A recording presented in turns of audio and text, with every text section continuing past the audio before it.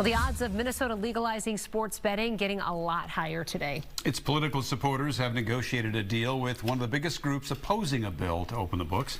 Fox 9's Corin Hoggart is live at the Capitol following all the developments happening there today. Corin, I'm going to ask you, would you bet on sports betting being legalized?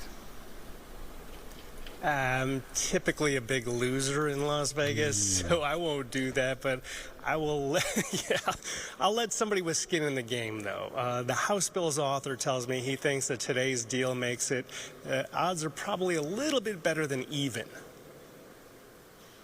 When tribal casinos helped convince the legislature to eliminate the open all option on electronic pull tabs, charitable gaming groups expected to lose money.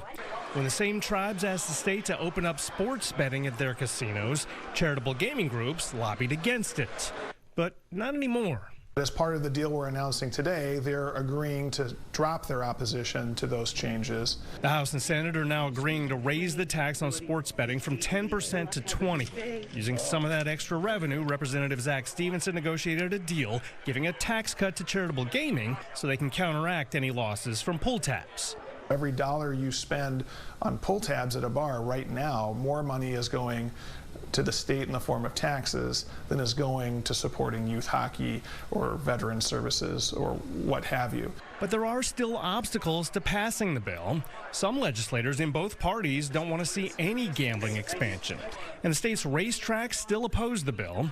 The Running Aces CEO tells me the tracks have been offering sports betting for 39 years, but they'd be excluded under the bill. Quote, racetracks must be compensated fairly to make up for loss of business from tribal-only sports betting, end quote. The Senate bill offers tracks 5% of the state's tax revenue from sports betting, and Stevenson says he's trying to thread a needle to get enough bipartisan support to get a bill over the biggest remaining hurdles. I'd say horse tracks, problem gaming, and then trying to fit it into the larger budget puzzle of the whole state.